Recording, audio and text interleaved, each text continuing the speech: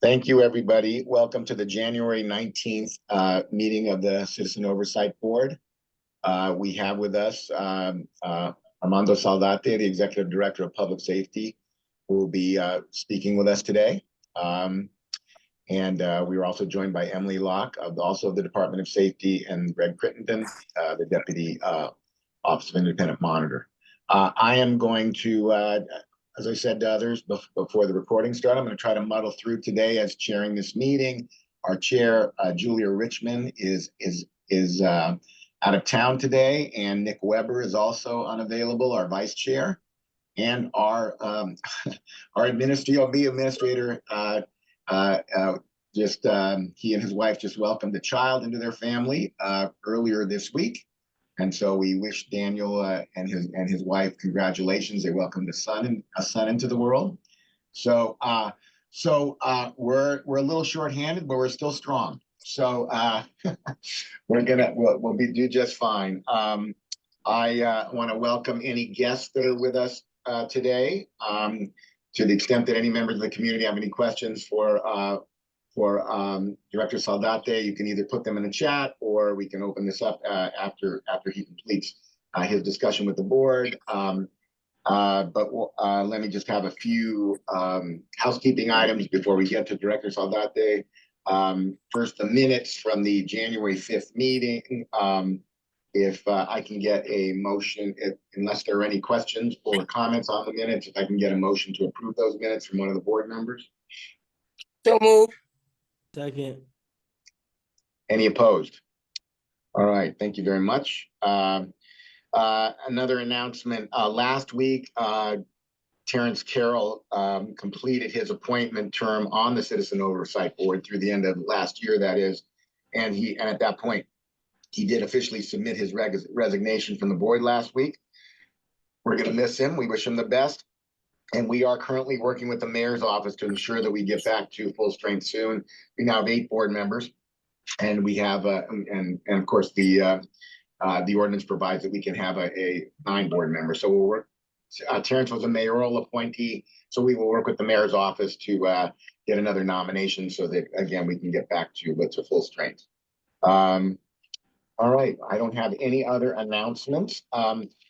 We did provide to Director Saldate before today's meeting earlier in the week. I provided to him some prior outstanding questions that the board had from prior meetings with the director, and then some new questions that we had. And I think he has all those. I wanted to give him plenty of time to consider them so that he could be prepared to chat with us. So I'm going to turn the meeting over to him. Thank you so much, Director Saldate. Thank you, Mr. Stein, and welcome to community that may be on the call, and to the other board members and our staff from the OIM that are on the call. Thank you for sending over the questions. I've always looked forward to the opportunity to meet with you all and to answer these questions for you and for community. Before I get started on the first question, I did want to acknowledge Mr. Carroll's service to the board.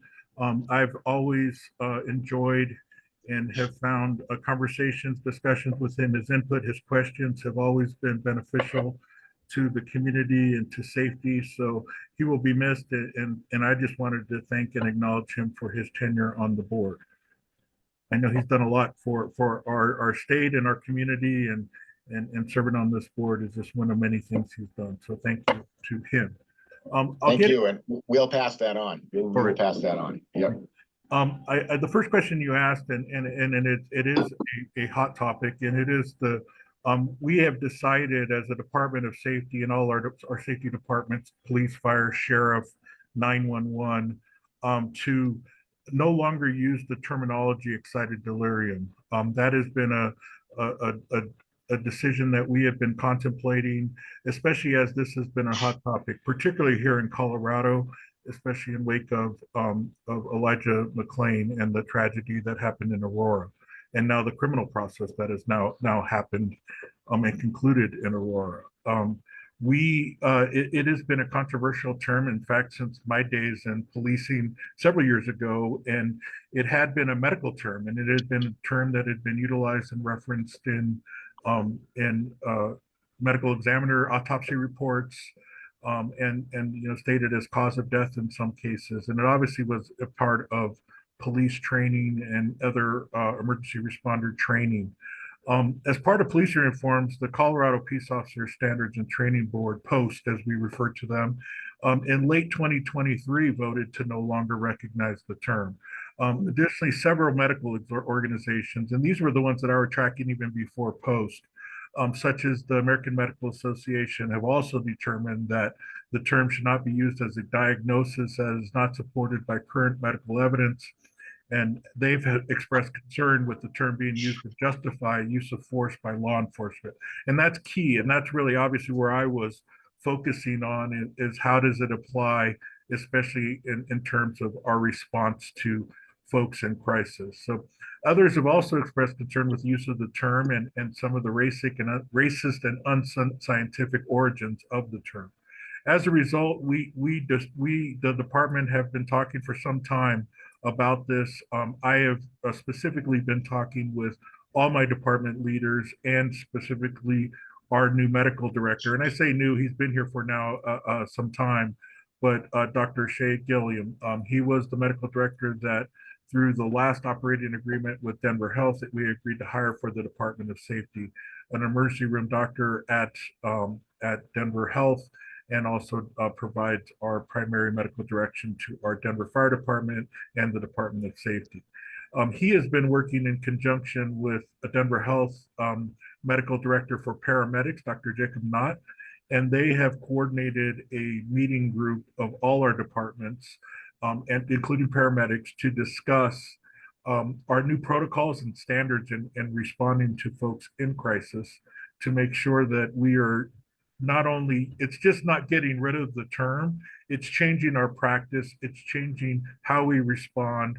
There's also been a sharp increase in assaults on medical staff and emergency responder staff, not just police, but our firefighters, paramedics have been subject to assaults when folks dealing with folks that are in crisis.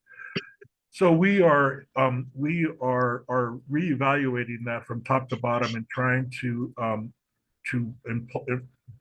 put in practice new protocols, new safety procedures for our staff. So the care of the patient and the care of our staff is paramount, and we want to make sure that everyone is not harmed in these encounters. So we are working on that right now. It's something that Dr. Knott and Dr. Gillum are working to lead.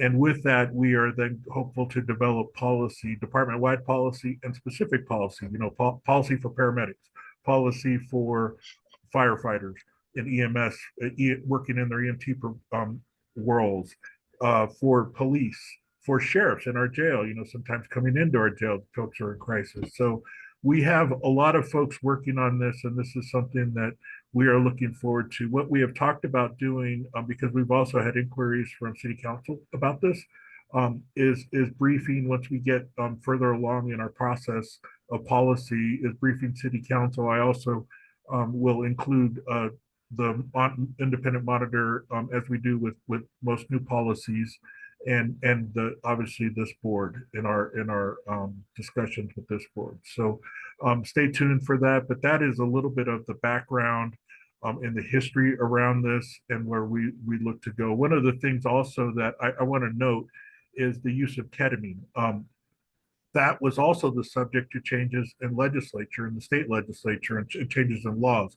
So those practices also have been mandated through changing it through state law. So, all that has really changed the shape of how, or changed the way we respond to folks that may be in a mental health crisis, or maybe maybe have illegal substances on board, or things like that. That unfortunately we've also seen an increase in those types of encounters. So we're hopeful to get that out to you all. Right now, just so you know how it's worked in our policy space, is each one of our departments has created a policy to get rid of the use, to remove the use of that terminology and the training associated with it in our departments. So that was that first question. Are there any more questions in regards to that topic before I go to the next question? Yeah, any comments on that? Go ahead, Karen. And then, Director, can you state the question then? Yeah. Before you answer the next one? Thank you. Yeah. Go ahead, Yeah. Karen, you go ahead. Yep. You're on mute, Karen. Yep.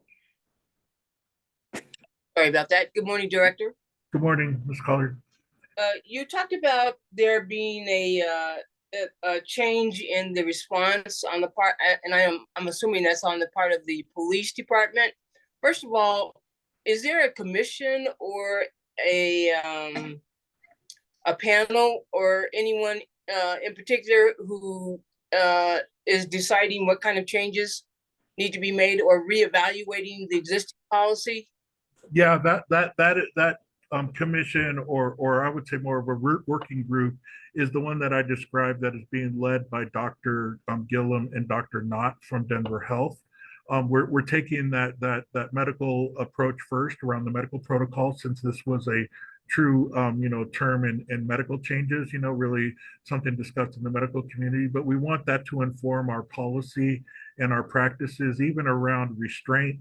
What are we utilizing for restraint devices? What are we utilizing? What do we need to consider around the health of someone that is involved in this? And then also, so we're working individually. So all our departments are representative.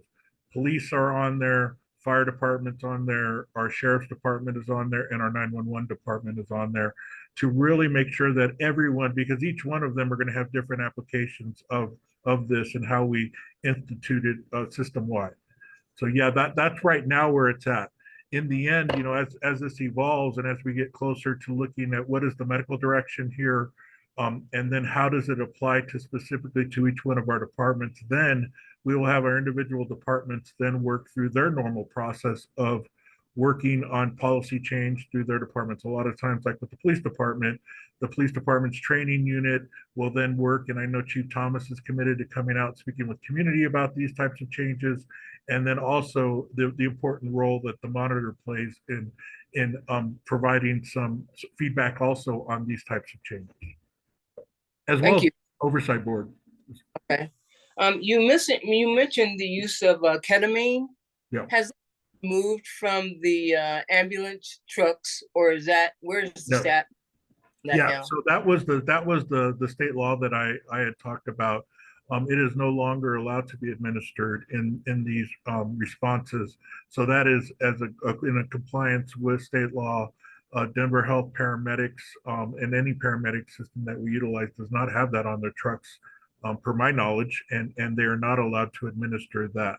So that is one of the changes that has occurred this past year. Okay, thank you.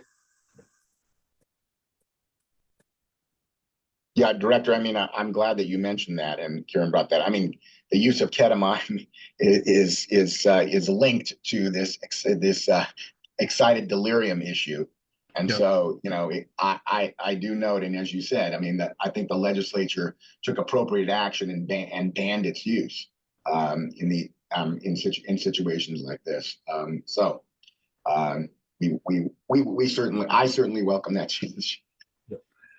Thank you. So I'll go to the next question. And question 2 is, can you tell us more about the extent of the Department of Safety's involvement in the new, quote, Ambassadors to Downtown Denver program and the Clean and Safe Denver app? Thank you for this question. It is an important question, because this has been something that has received a lot of public interest.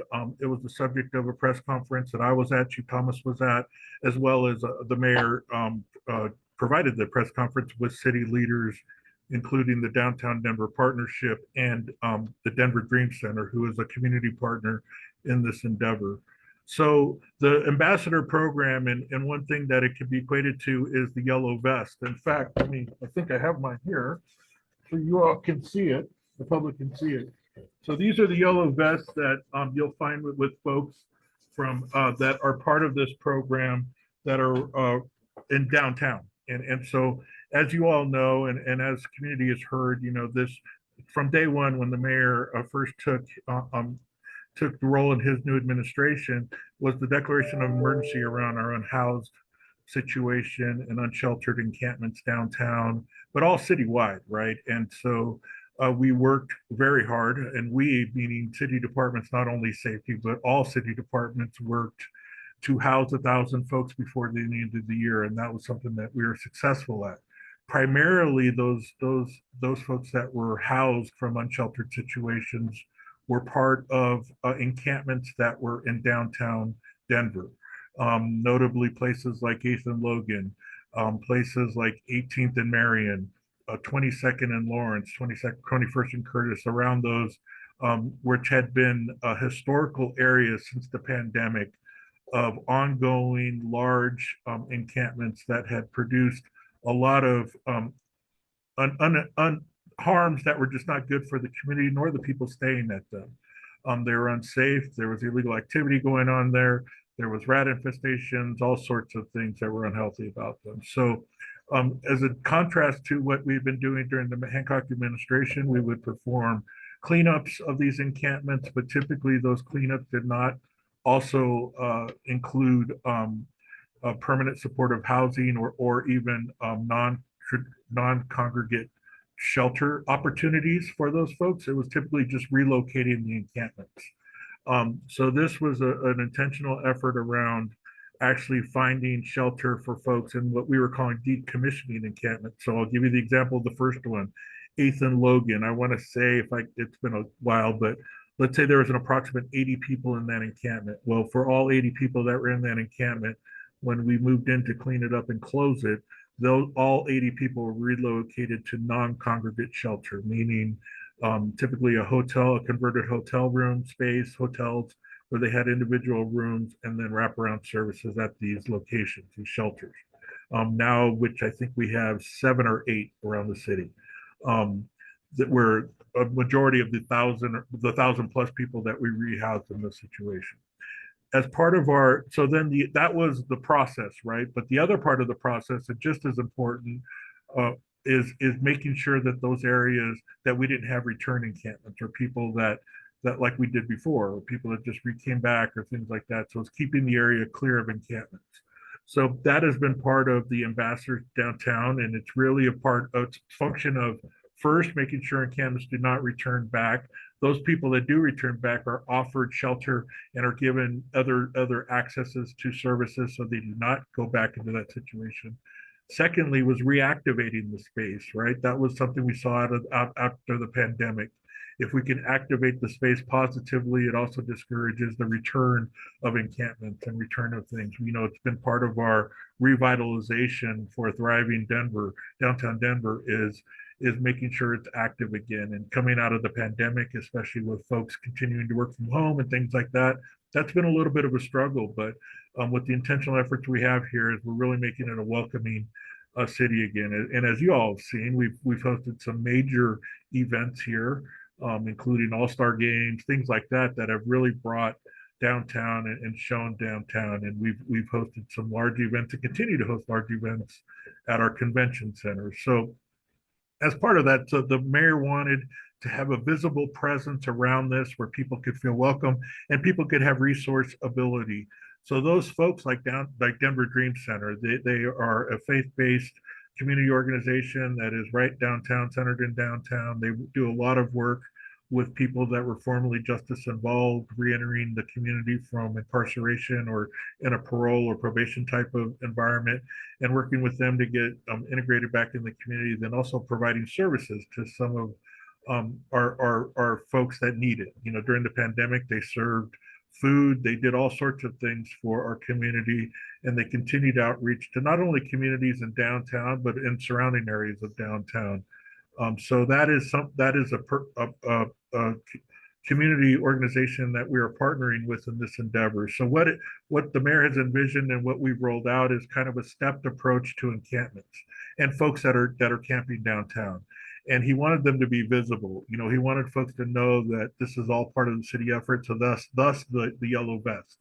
And so folks that wear these yellow vests are typically city employees like me, that when we're downtown, we put it on, which basically identifies ourselves to people that are downtown, that, hey, you can ask us a question, we can direct you to things, we can hopefully get you connected to the right resource you may be needing, including folks that may be in crisis, right? The folks from the Denver Dream Center that are part of this endeavor of the outreach, they're some of the first people that will encounter subjects that may be trying to recamp in locations that have previously been decommissioned. So these outreach workers, some of these folks which have lived experience in homelessness and with addiction, will now go out and contact people initially and try to get them wrapped into services before a police officer has to come out there and tell them they're violating the camping ban or trespassing. So that's a part of the VEST. The other part of it is working closely with the Downtown Denver Partnership. The Downtown Denver Partnership represents a lot of the business interest of downtown, the business group of businesses of downtown. They also have a large private security presence downtown. Denver, like many other jurisdictions, large jurisdictions around the country, have relied upon a private security to help with some of the issues that we have seen, especially around unsheltered homelessness or other kinds of conditions we've seen downtown. And so those folks from the Downtown Denver Partnership are also donning these yellow vests to also help. They are a contracted vendor with us, particularly in enhancing those initial steps of letting people know, not only from what they can't be doing downtown, or they can't be camping, or the other thing that's really important is the cleaning up part of downtown. If people come across like, let's say, trash or graffiti, this is where I'll get to the last part of the question around the Clean and Safe app. You can utilize and download the Clean and Safe app. And this is where I want to be really clear, because I think some messaging has maybe been misconstrued. This is not a replacement for you to report a crime or to call 911. It's not that, because it's not monitored in that way. It is truly an application that is utilized and has been utilized for some time by the Downtown Denver Partnership. It's their application. They use it to dispatch folks out to those things like I just talked about. Someone took a picture on the 16th Street Mall of some graffiti or trash, or at 16th Street Mall, they see someone that might be camping on the side of the street. They might be doing that. They would report on the app, and then the Downtown Denver Partnership would dispatch some of their resources. Now we're expanding that to even the Denver Dream Center resources and things. But I want to be clear again. This is not a replacement for a crime in progress. So if you see a theft, or you see a crime, or you have an emergency, someone in a health emergency, or been in an accident, I still encourage folks to utilize 911 if it's an emergency, or non-emergency police, if it's not a in progress type crime.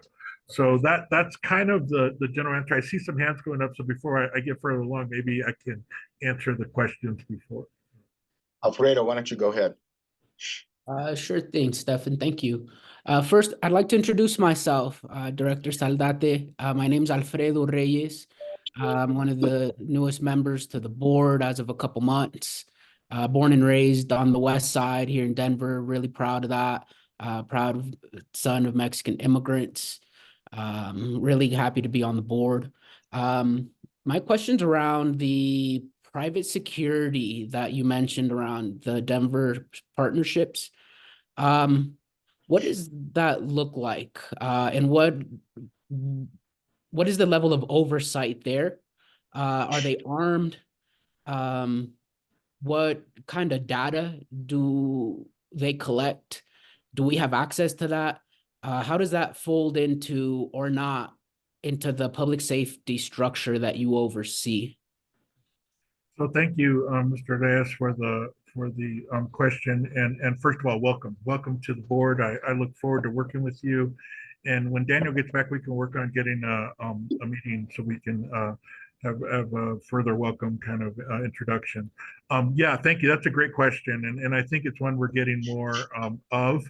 We've also received, I think, inquiries from City Council around this, around some clarification around this. So I want to make it clear. Private security guards, security forces that operate downtown and have been before this program ever rolled out. You see it in buildings around downtown.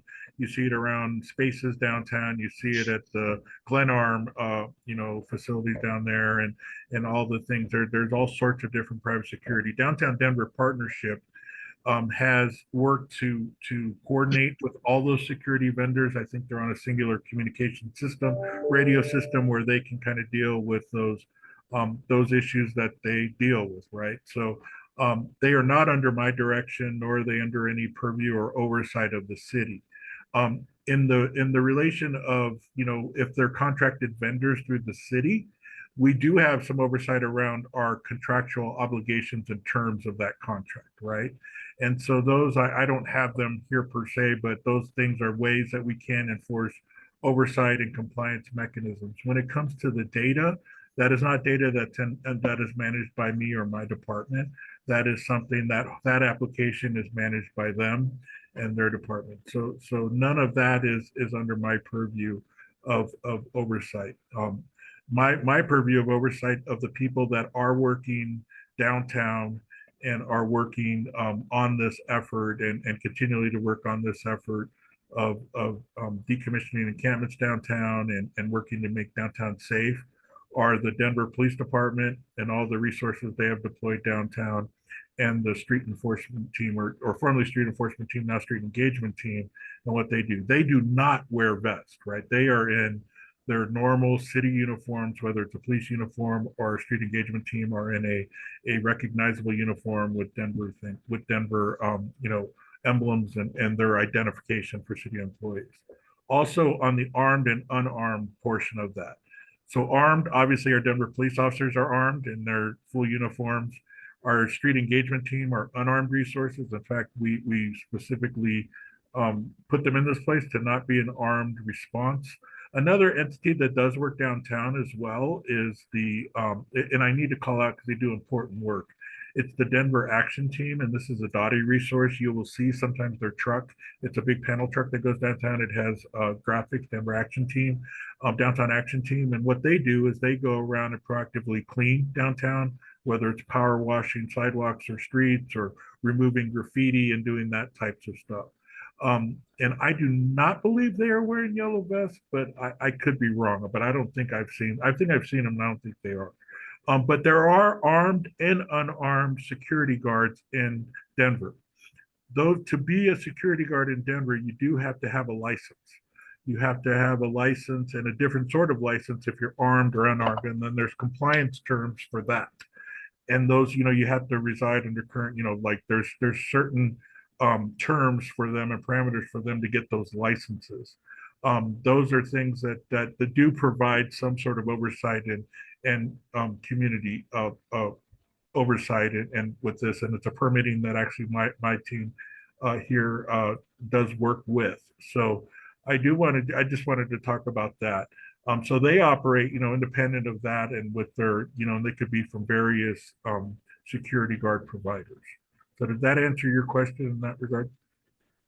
It does, but I still think there's some concern there around, I guess, the level of response that they're providing, making sure that we don't have just some kind of unaccountable security force out there in the community that doesn't have to meet the same transparency standards that you do. Mhm. And just making sure that we don't have then this extrajudicial force out there that isn't accountable to the oversight board and to the Office of the Independent Monitor. Got it. Yeah, definitely. Those are great points and great considerations. I will say that they, one of the things that they do not have is they do not have the ability to enforce laws.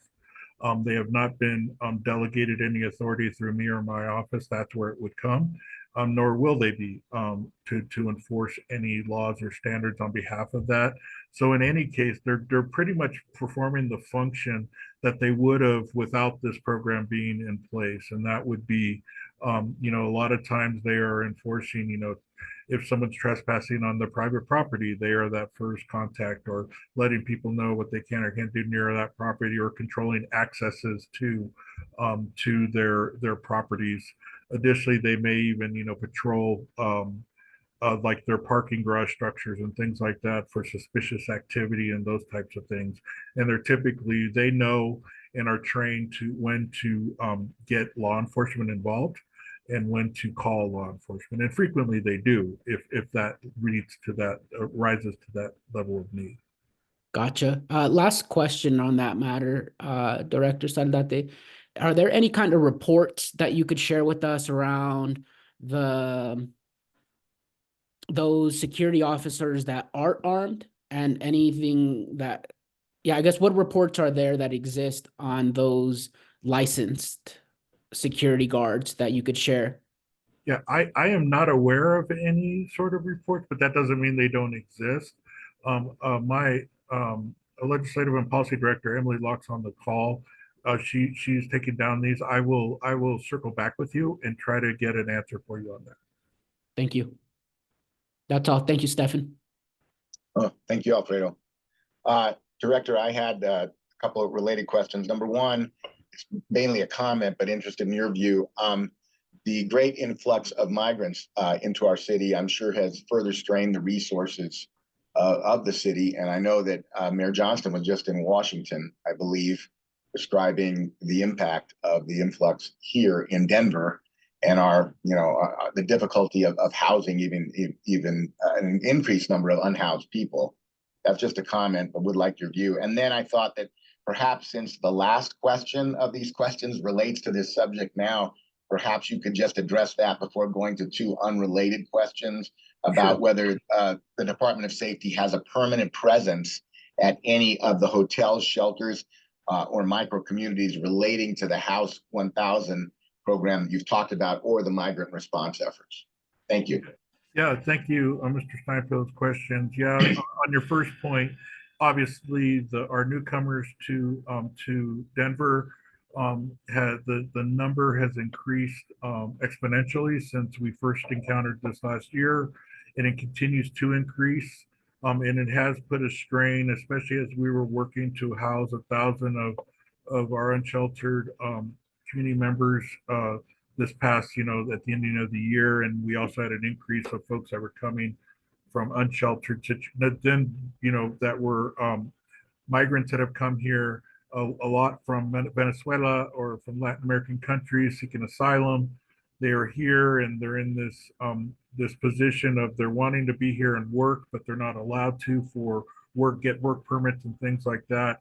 It is creating a strain on city resources, a strain that the mayor has talked about and was talking about, thankfully, with our federal legislative Congress representatives, especially from the Colorado delegation and senators. And so, and I know he was also speaking with the White House. So we've been, Denver has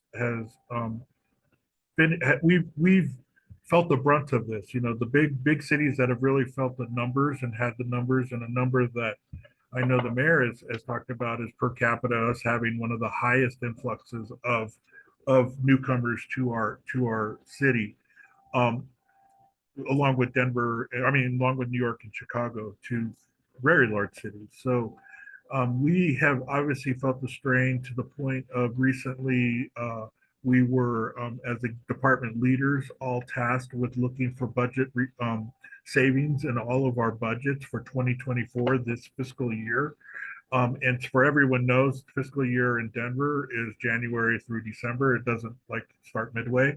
So for 2024 budget, we were allocated that budget late last year through the council process.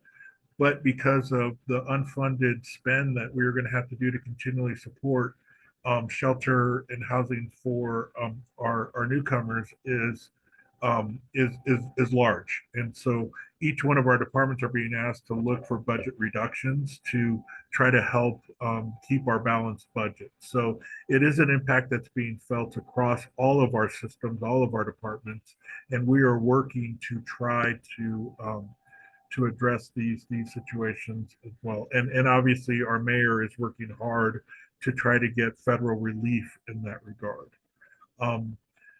And then the second part of your question, I'm just forgetting, but I had them. It was that last question. Yes, the last question. Yeah. Department of Safety having permanent presence. Yeah, so thank you for that. I think I made mention that we have, I think that by last count, it's 7 or 8. These are hotels, typically hotels that have been converted now to non-congregate shelters. So an unhoused person or couple now has a hotel room that is now their shelter. This is not meant to be permanent shelter. It is a transitional shelter place. At these hotels, or formerly converted hotels, these are operated by providers like St. Francis Center, like Salvation Army, I think the Coalition for the Homeless, Colorado Coalition for the Homeless, run these sites, and then they provide services for the folks that are there. Obviously, we folks need all sorts of levels of services at these locations, and these were expansions of the success we had with micro communities, tiny home villages, and those are also communities that we're building to shelter more of our unhoused from the success we've had there. So like I said, there are 7 or 8 around our city, and they are staffed permanently by these locations. We do not. The Department of Safety, nor does the Denver Police Department or any of our teams have a permanent position at any of these locations. We are not the security, on-site security, anything like that. We obviously, just like any sort of apartment building or anything, we are available to respond to 911 calls and non-emergency police calls or any sort of calls. Same with our police and fire and paramedics. And I'm sure they've probably been called to these locations already. That is the answer to that question.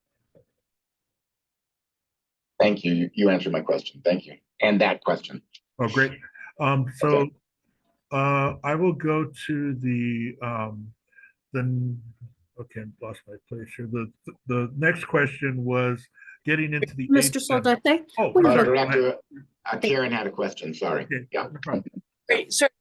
I wanted to get back to the group that you talked about that are wearing the yellow jackets. Yep. You mentioned that they were city employees. Do these folks have any law enforcement background or experience, or? I don't think I mentioned, there may be some the city employees that have, that wear them are employees like me, right? There's obviously folks like, so if I'm walking downtown, if I'm going to the Starbucks on 6th Street Mall, I'll put on the vest while I'm downtown. If some that recognizes me to people that are going to ask for directions is typically what I get. Or I'll see someone with a convention center badge and they're looking for somewhere to eat. They can always ask me that kind of stuff. Or if it's someone in crisis or something like that, I can help try to get the right resource response there. That's that. The other non-city employees that are working out there and wearing the vest are the Denver Dream Center Partnership. And these folks are working in that space of outreach to folks that are in unsheltered situations out on the street. So what, do you have a number of the folks that are providing this service, I guess it is? I do not. And are they out daily or? Yes, they're out daily, 7 days a week. And is 24 hours a day? I don't know about 24 hours a day. I don't know that there's a lot of activity. I know there is always activity in our downtown, but I don't know that you'll have people walking around in vest at 3 in the morning. Okay.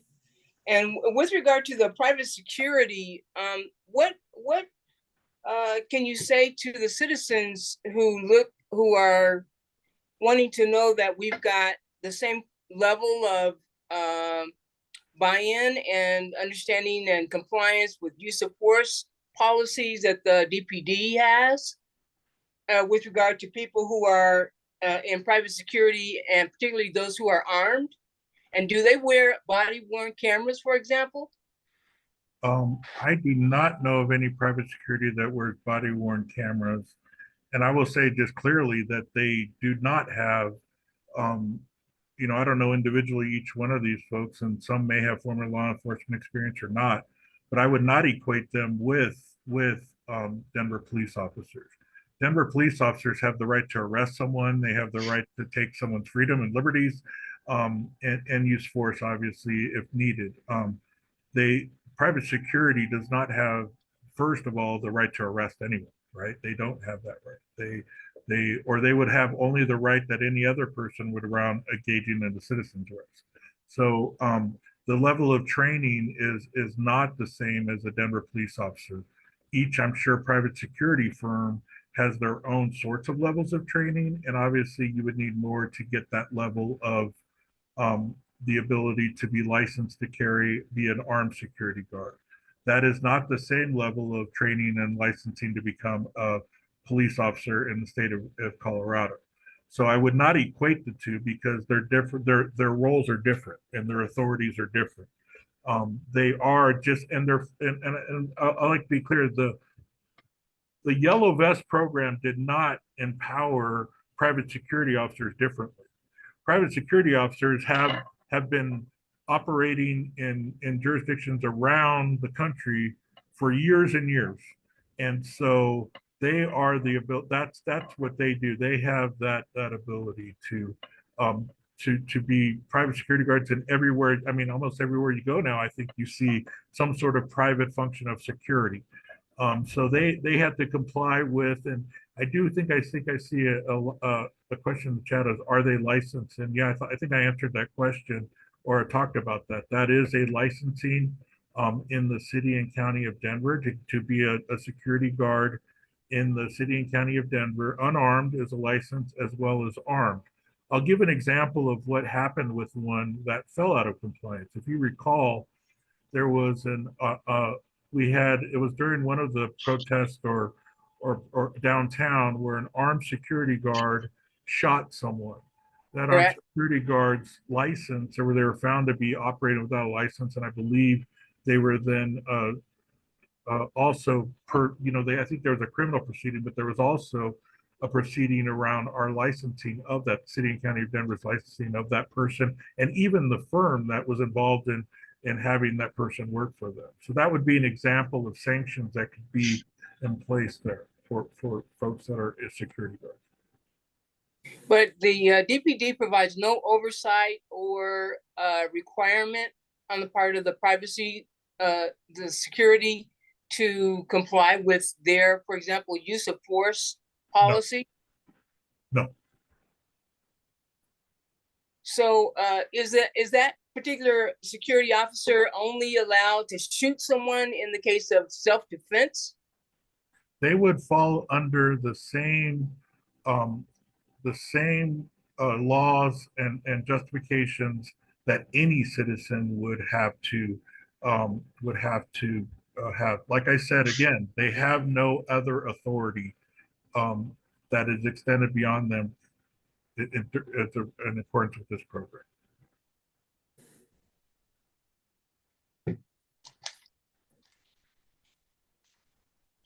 Thank you.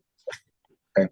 Any other questions on this particular issue or set of issues for Director Saldate? If not, Director, I think we can go to the question about the AIDS Center. Yeah, thank you. So how many people did the AIDS Center serve in 2023? So we closed out our first pilot year. So that first pilot year, if you recall, we extended a little into 22. It was November of 22 is when we started, and through November of 23 is where we wrapped up. We're still wrapping up our numbers from December. That was a number of 1,217 individuals. And I can talk to you real quickly what that breakdown looks like of what kind of connections and services that folks of those 1,217 people, what they encountered when they came in, or what was their need or service delivery that we gave to them. The identification or Department of Motor Vehicle resources that we provided were 603 of those folks. As we know, a lot of people experiencing homelessness do not have identification. That was one of the resources we have, a DMV to go, and those types of resources. Having vital documents at the AIDS Center is one of the things we've knowing to help people through that significant step in them trying to get more stabilized. Around basic needs, we had 513 people. Sometimes people just come in and they want, a hygiene kit, or they want some personal care supplies or things like that. And we have those in the center. We have diapers for families and things like that, sometimes those are the kind of needs. Housing navigation, 375 folks were seeking housing navigation, connected to housing navigation services in there. Employment, 248 folks. Employment has been a big thing. We offer, through a bunch of community vendors, offer employee trainings, like forklift operator type trainings and things like that there. Food insecurity, I'm looking for resources for food insecurity, 156. Transportation, 150. This could be something like, hey, I need transportation to a day shelter. I need transportation to the solution center. Those are things that we have met. Substance misuse and some of the community partners we have in the space provide substance misuse treatment and programming. And so 84 people are connected to that. Medical, this was a big one that we were happy to have a partnership with Denver Health. Denver Health's mobile medical clinic comes on site, and they perform. We schedule out appointments, and they come out there and do that. And with that, that was 58 connections. In mental health, there was 55. What we're really happy with is WellPower, which is formerly Mental Health Center of Denver, now has one of their treatment kiosks in our facility. It's in a private location, so someone treating and needing access to immediate mental health clinical care can get access to that in our facility. If we don't have a clinician on site, and sometimes we do. Dental, we also work with a dental provider similar to our medical vendor on site. So we were able to do 45 appointments for dental appointments for folks. And I was there for one of them. And this is folks that have, people experiencing homelessness sometimes have not cared for their teeth or have not had any kind of cleaning or anything like that for several years. And some of these folks are getting dental care for the first time in decades and being able to serve 45 people for that. And then veterans, we unfortunately, we have veterans that are still unsheltered and experiencing issues, but there are a number of benefits for veterans. So we have worked to connect 43 of those individuals with that. So that was a little bit of a breakout of what that is. Two other events I really want to talk about were the warrant forgiveness events that we hosted at the AIDS Center in 2023. In July, in the summer, we did our first one. It was a pilot. And we didn't know what to expect, but there are 57 individuals that came in that working with the district attorney's office and our city courts, we were able to get them through the warrant forgiveness process, many of which have had warrants for years that have kind of hung as anchors on them in their reconnection and reentry into society. And 91 individuals were served at our last event in October. We're planning another one for the spring. And we're really looking forward to, after the last one where we had 91 individuals and really what keeps growing, we're looking and planning to host larger and more frequent events like this. Stefan, I see you have a hand. Yeah, thank you, Director. So the acronym, the AIDS Center, stands for Assessment, Intake, and Diversion Center. I want to focus on that last word of diversion. A purpose of the AIDS Center is to divert people who would otherwise be arrested to go to the AIDS Center. Do you have data on the number of people in 2023 who were diverted to the AIDS Center in lieu of arrest? Yep, I will get that to you because there's a couple of programs that operate at the AIDS Center. And first, this has been a number that has been hard to quantify because we also talk about the voluntary nature of this. But one way we can quantify it is through our law enforcement assisted diversion program that we've operated at the AIDS Center. That has been something that is operating at the AIDS Center that is it's a state grant program where someone in lieu of charges gets connected to services and case management. And that is that more deliberative process where we can track. The other ones there's been referrals into the AIDS Center from officers. Officers that are working downtown may have an interaction with someone. It may be for a low-level crime. Officers do use discretion and don't always arrest folks for low-level crimes and may in fact refer them over to the AIDS Center. We are looking to expand that diversion model and really put some more parameters around it to give officers first motivation to do these instead of arrest, and to get people into what is that programming. That's the hard part, right? We know that by offering all these services and by getting things, a lot of these, I will tell you, are folks that had just gotten released from the courts. The courts have, because we're right catty corner with the county courts, frequently have people that come in on initial appearance that are PR bonded, where the judges are telling them, you need to go across the street and go engage in resources with the AIDS Center. and we take those referrals. I think of that as very preventative in the space. We know that if we can get people connected, particularly with public health harms and trying to get those addressed, they will not recycle through the pipeline of being going back out to jail or getting rearrested. So that's something that we're trying to capture that data better. And then also, like, again, I'm saying we are working right now diligently with an effort with the mayor's office around that part specifically. So we have a work team with our crisis responders, our police department, first responders, and our jail to really identify that population that we can work to model a program where there can be strategic diversion of them and that we can capture through a formal program in the AIDS Center.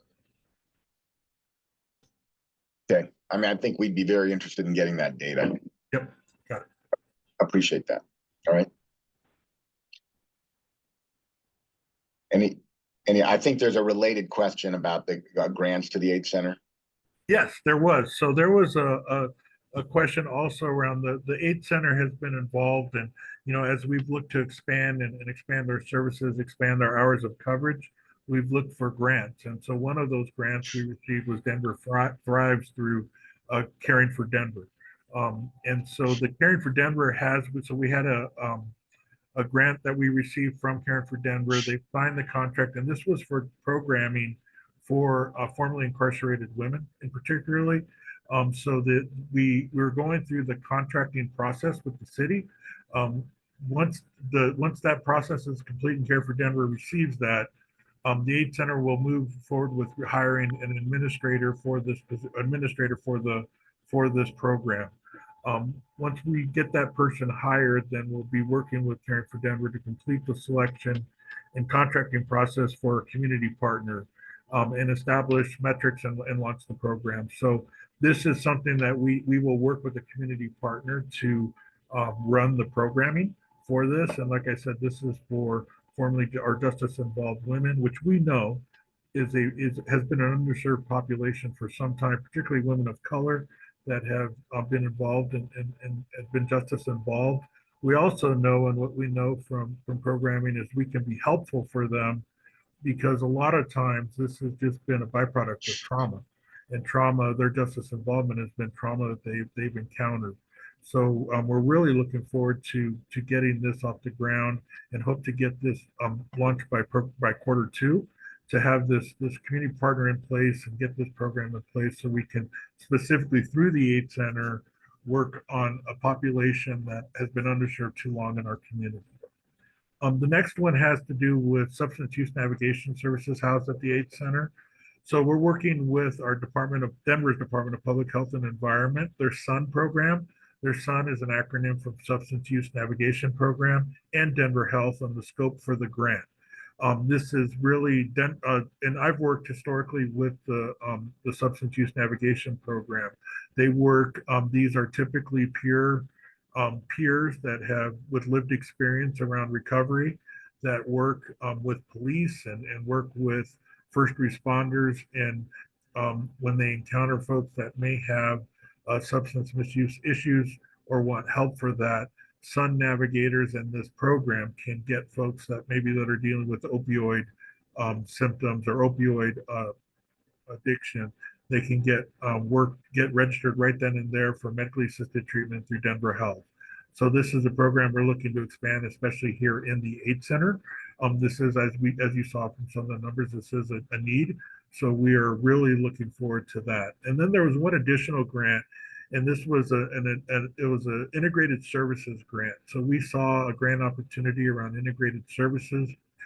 This was really integrating across agencies to have early intervention for people in crisis. So we saw this as a way that we could maybe get more resourcing to then extend the hours of the AIDS Center. Right now, and I've explained to you all in the past, right now we currently operate during business hours, but we all know there's a need outside of business hours. So to do that, we need to provide budget and money. And so we're utilizing this grant to help identify where are those service delivery gaps, where can we get more bang for our buck around this, and who can we get in this space and utilizing the aid center to provide more servicing to people outside of our normal time part. So all those are in process grants, and we are working to get those folks hired and administered and all the administration that goes with them, but hopefully get these programs up and running so we get the benefit of them this year.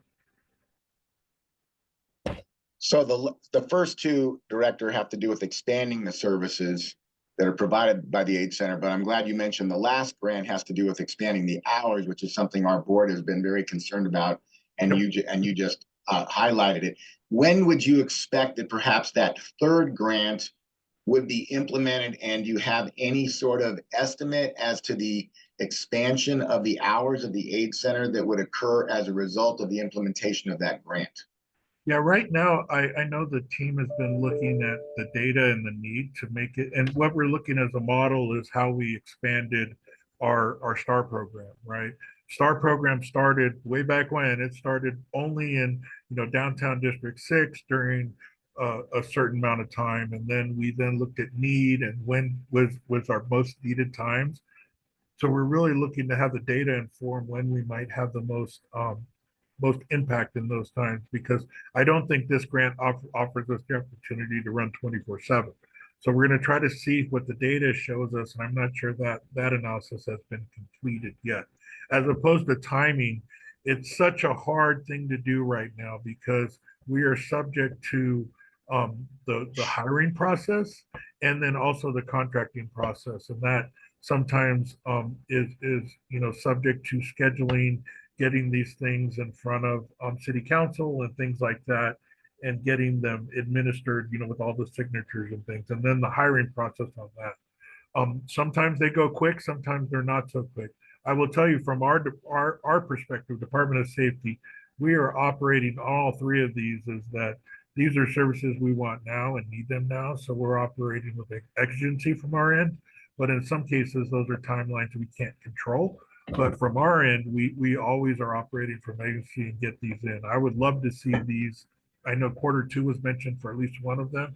For the time of the expansion of the grant, I'm not sure when we can get that in. So once we do, and once I get a better idea of when that might be implemented, I will let you know. Okay, thank you. Alfredo? Just a quick question, Director Saldate, around the specifics of the grant from Caring for Denver. How many years is the award for? And what is the plan to continue operating that aid center and making it sustainable? Other funding sources, perhaps? Yeah, so I don't know the years of the grant. I will tell you just historically, Caring for Denver grants, I think, are 1 to 2 years, but I don't know. I can get back with you on that answer. And typically, like I think a lot of grants, they have a time estimate of a year, and sometimes that's also prohibitive of us hiring people, right? Because it's a time limited position and things. So that's one of the things I talk about when I mean about trying to get these positions hired and things. So that is something that I will get that, but I know that there is a time limit to that. But your second, and Emily, I think, might have the answer. So Emily, you can go on mute. Oh, absolutely. We actually just presented to City Council, and I'm happy to provide you with that presentation material with some additional information. This is a 2-year grant. Caring for Denver gave us an award for 1 year to actually launch and administer the program, and then year 2 funding is contingent on the performance during that first year. Gotcha. And all I ask, is we're also recipients of Caring for Denver funding. They're incredible, really exceptional team out there. But that's always one of the questions in the back of our mind too, is how are we going to make these programs that they fund sustainable? How are we going to maintain that level and quality of service into the future with or without their funding support? Yeah, thank you, Alfredo. That's a very good I think viewpoint around that. That's what we deal with a lot, not only for Caring for Denver grants, but CPCC grants or any other grant program that we administer, and we administer a lot here in the Department of Safety, is that like once it gets up and running, when do we then And do we build into our budgets being sustainable so that they're generally funded through our general fund? That is something we have been very intentional about, particularly on programs. And like that second part that Emily talked about that Caring for Denver does is something that we do here in the city as well, is we don't want to keep funding something that may not be performing well. So, you know, Caring for Denver definitely is going to contingency their funds based on the performance of that first year, right? We do the same thing here. So for me, I have to make every year during the budget process, I have to make a pitch to, these are the things I think should be budgeted by general fund in safety. And I have to make a case for them. A lot of times that case is based off of the data and the performance of such programs. So hopefully this will be a successful program that in a couple of years, I'll be able to make a very good case that we had success with this many clients, this many positive outcomes, that it will be a very easy case for me to make around sustaining that in general fund budget going. Great. Thank you for that. I don't see Greg, Deputy Monitor Crittenden. Will you have anything in executive session? I know we're running a little long in the regular session, but if you don't have anything in executive session, then I think we can keep going for a little bit. Yeah, you're fine. I wasn't given any instructions to provide on any updates. Okay. Liz is out this week, but she'll be back for the next meeting. Okay, great. Thank you. All right, Karen, you had a question then, please. Thank you, Greg. Karen, you're on mute. Karen, you're on mute.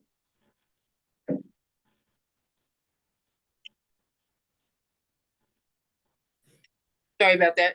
In light of Greg's response to the executive session part of our meeting, I'm wondering if we can revisit a question that we had pending from the last time we had Director Saldate with us.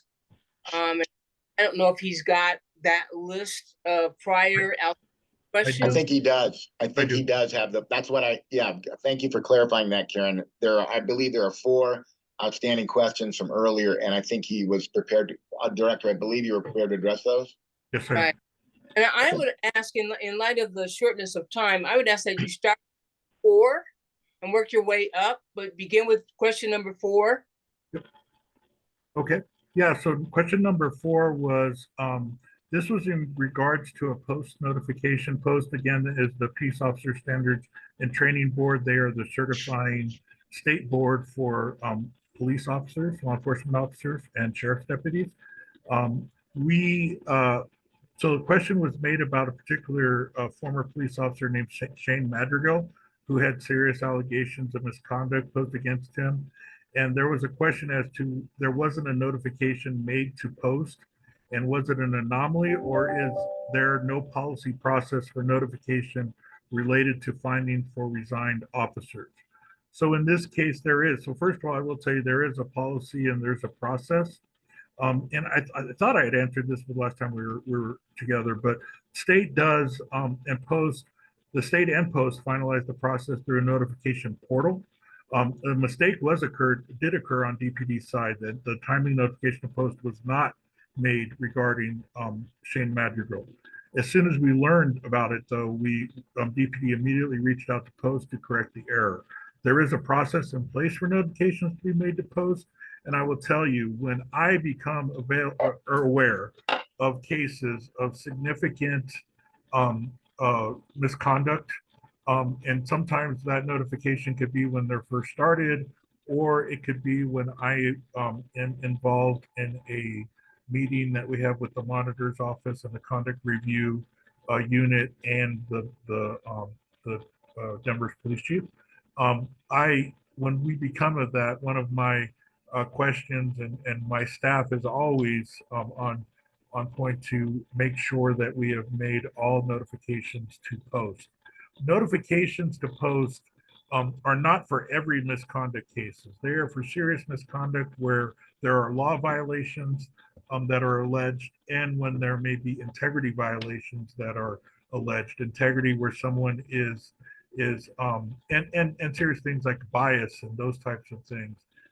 we make a notification to post. We also make notification to our local prosecutors, the city attorney and the district attorney. That is for notification in a process called Brady. Brady is where we would have to disclose, prosecutors would have to disclose where this officer may or may not be a witness to the case, credibility issues with that witness due to that misconduct. So that is, I hope that's a good explanation for you, and if I've answered your question. Thank you. I will go up to the next questions as we have more time. And please, I can get, let me go back to the first one. So can you provide the membership details for the existing police network investigation boards and the extent to which community members are able to participate? So P&I boards are, the P&I board for the Denver Police Department. First, let me explain it real quick so everyone knows what we're talking about. So this is a national best practice model of a way to keep a community safe. It's founded on the principle that sometimes places the places become attractants, environments for violent crime. You've seen some of the stats that Denver Police has shared with you all around, there's a lot of locations that are responsible, or I mean, there's a handful of locations in Denver that seem to have a large volume of violent crime at them.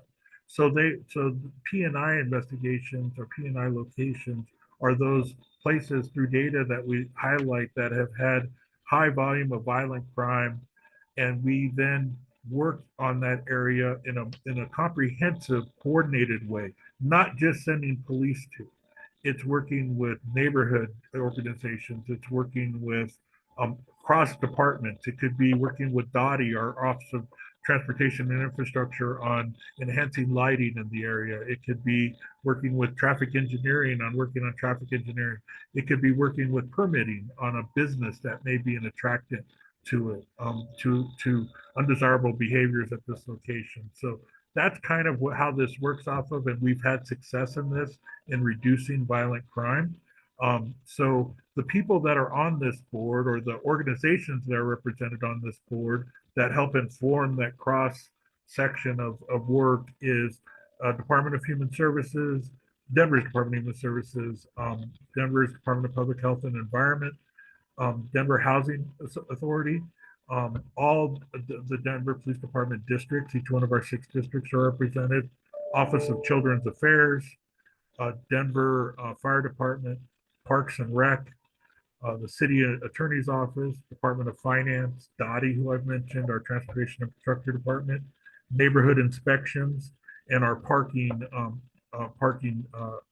folks, our partners from right-of-way enforcement. So those are the folks that are on there, but typically, there are no representatives. RNOs are registered neighborhood organizations.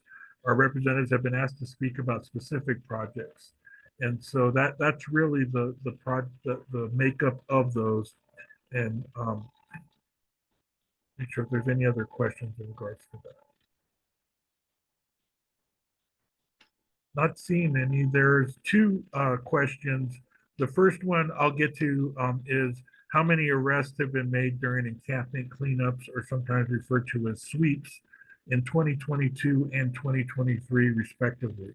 So in 2022, during these encampment cleanups or sweeps, and these are the actual formal, where there's a large scale encampment, they've been posted for 7 days.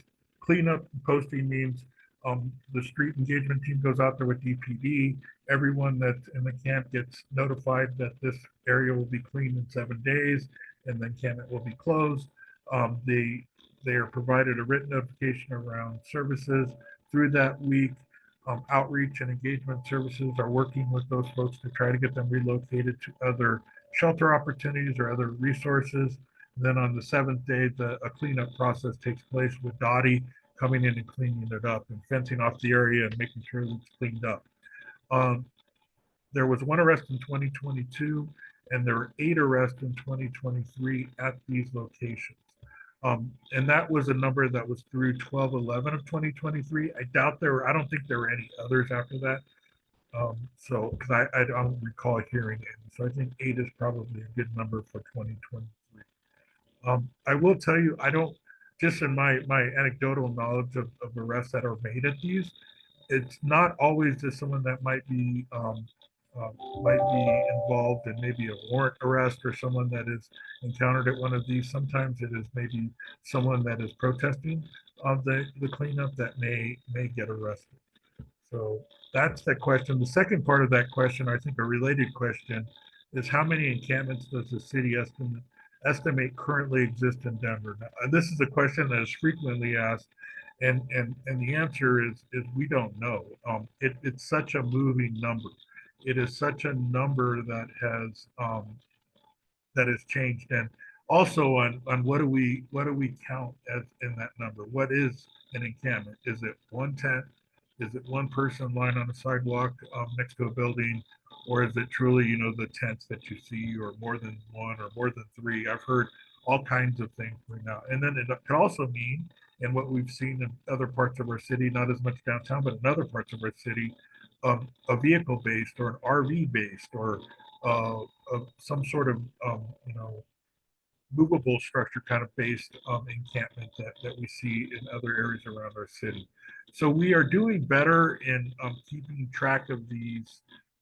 We do, and this is really how we keep track of them is by people's reports. We also have a number of outreach, and there's a daily meeting that goes on with all the outreach and police and all the people that are responding to these, that triage all the complaints and try to identify encampments and try to go out there and make sure they're all being outreach to.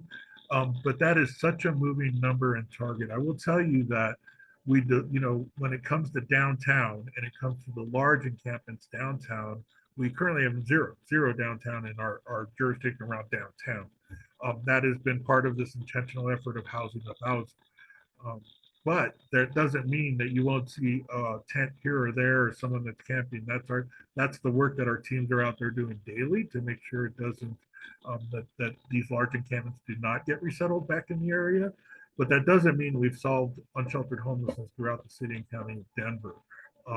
We have another goal of housing another 1,000 this year, and we're working to expand outside the boundaries of downtown and into other areas that have had unsheltered encampments. So those are things, but we're going to continue to approach it differently than we have in the past and previous to Johnson administration.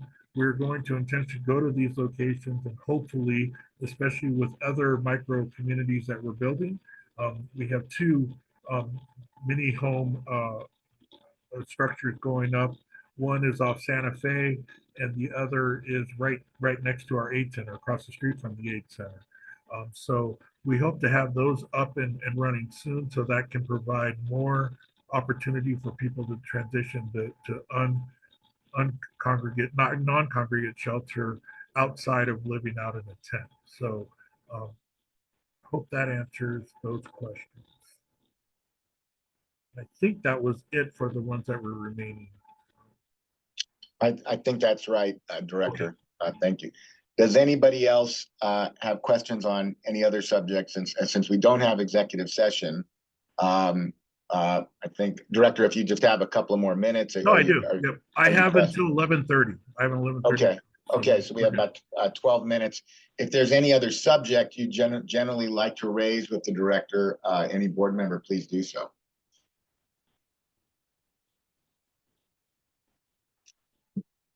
Stefan, Director, I think, yeah, Larry, please go ahead, Larry. Yeah. Good morning, Armando. Thanks for your time.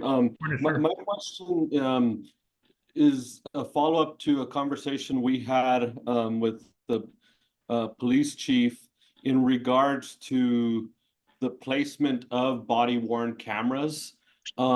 Is there, and I think that his response was that there isn't any policy that says exactly where body-worn cameras need to be on the officers, but is there any thought to adopting a policy that does require them to be placed in a place that are least obstructed? Some of the body cam footage that has been shared is sometimes obstructed by arms when they're in action. And I know at least some departments across the country do have a policy that asks them to wear in a specific spot. Is there anything you could contribute to that, or are there thoughts around adopting a policy?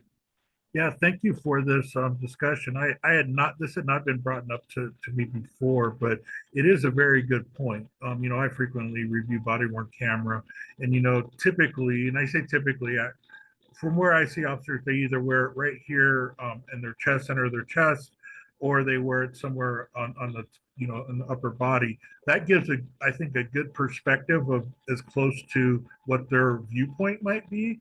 Others wear it on their belt. Sometimes folks just don't have and putting more things on your belt can be prohibitive. I would say ideally there isn't, I think, one ideal place in my estimation that's good. I think unless someone does have maybe their gun drawn and their arms are in front, it will not show that part of things, or it may be obstructed. So yes, I do get that. But I think that's something that we should take back, and I would be interested to see what other policies or what other things. And I'd also like to talk to our vendor. Axon's our vendor on this. They have designed and they work with departments around the world on this, so they may be able to provide some practice or some best practice and guidance on what we see. But ideally, I mean, it would be best, I think, just to have something that equals what the viewpoint of the officer is, but that's not always possible. So, but I will take that point back. I'll talk to Chief Thomas and see if we can get you more information on that. Thank you, Director Saldate. So, Director, just one thing, I don't know that you have any details on this, but just wanted to make, and I know you're aware, and Alfredo and I are involved in this issue, and that is we're seeking some records with respect to the city's compliance with non-monetary terms of settlements that the city has entered into with involving law enforcement conduct. And Alfredo may have further something to supplement beyond what I'm saying. I just wanted to raise the issue. Just to make sure I know you're aware of it. You were one of the addressees on the letter. We're in the process of trying to gather that data, and that I'm sure you share our interest in making sure that compliance terms, whether monetary or non-monetary terms, are fully complied with, and there's a concern of ours in that regard. So if you would like to address that, and then Alfredo may have an additional comment. Yeah, I'd like to, I guess, just, thinking through this. I'm new to the board, but this is something that's deeply concerning to me because it seems to be falling through a lot of different cracks of who's responsible for keeping the records. That's one thing that I think has become really troubling, that there's no centralized place where all of the settlements are recorded and being able to follow the non-monetary aspects of the settlements all the way through to implementation. Two, there seems to be a gap in who's responsible for it, where city council doesn't, from my understanding, they approve the monetary settlement aspects of it, but from there it's a little murky of what role they play in the rest of the process. But it is something that is concerning. I'm still wrapping my head around the complexity of the issue. But yeah, this is something, Stefan, thank you for raising. And I'm really interested in how do we ensure that all of the records are preserved and the settlement followed to the letter all the way through. Yeah, thank you, Mr. Reyes and Mr. Stein, for this. Yeah, this is a concerning subject. It's been something that I've been tracking since you all raised it with me. I will first note that a lot of, and in your letter, and it is something that the city attorneys, the mayor's office, we're all working on having a formal response to it all, to answer some of the questions that Mr. Reyes brought up specifically. However, I do want to mention that a lot of what was mentioned in those letters around previous things were previous settlements that occurred even prior to my tenure in the city, right? And so I will tell you that things have gotten better and things have been put in place. One of the things that's explained to me also around the retention of records had to do with lawyers involved being no longer with the city. And then when there was a purging of their, records or things like that, they may have gotten caught up in that and not properly retained as legal for legal hold purposes, like we typically do in all legal matters. So that is something that, unfortunately, I can't go back and fix. And a lot of it occurred before I even got in this role or even in the city. So I am looking on that. I will tell you more recent examples of litigation and terms we have been, and the police department, the Department of Safety has been compliant, has been open in our response, has published reports, has done a lot of things. I also think that the monitor's office and this board provides good, I think, oversight around compliance there. I do think we have to figure out the formality of retaining records. I think that's a citywide problem around making sure, because we're not the only ones that get sued in the city. Other departments get sued. We have to make sure that we have a good retention policy around records and how that's done. And that's something I know that the city attorney's office and our technology services team, along with in our partnership, we're going to do everything we can to retain and make sure we have those. You have my commitment and I know from all our safety leaders of transparency around these situations and transparency in reporting. What have we done differently? How we're doing things differently? If it was mandated in a settlement, how can we document and typically put in a policy or things like that? I think that is a more formal process we should make sure that we do publicly, transparently, not only through Citizen Oversight Board and OAM, but also on our websites or things like that. I think that should be things, and that is part of our discussion and our response is how can we create those type of portals for the retention of these documents that are not only just stored in my computer or others, but publicly, so for public to see and to hold that accountability for us. Yeah, I think that's a really fantastic idea of ensuring that there's that oversight, but also that transparency to the public and that accountability. Thank you for that. And yeah, I look forward to learning more about the process and what we can do to support that and be helpful in ensuring that compliance. Thank you. Any other questions for the director?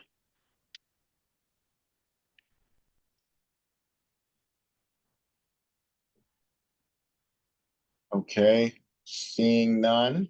And I don't see anything in the chat, right, Adrian? Nothing? Correct. There's nothing. Okay, very good. All right, well, thank you for the additional 27 minutes, Armando. My pleasure. And but you said 11:30, so we saved you 3, okay? Perfect. No, thank you. Thank you. I appreciate the opportunity y'all gave me. I look forward to our time chatting. If you need anything in the meantime, reach out to me and let me know. And I hope you all are having a good new year. Okay, thank you so much. Appreciate everyone's Good to meet you time. all. Thank you. Thank you. I think we're good. We don't have executive session, so if I could get a motion to, we can discuss anything as a board now if you'd like. But otherwise, I can give everybody back a little bit of time today. All right, all good. All right, everybody have a good weekend. Thank you very much, and we'll see you in a couple weeks, if not before then. Thanks, everyone. Take care out there. Be well. Bye-bye. Bye-bye. Thank you, Adrian. Pleasure sitting in. I will end now. Good day, all. Thank you. Bye-bye.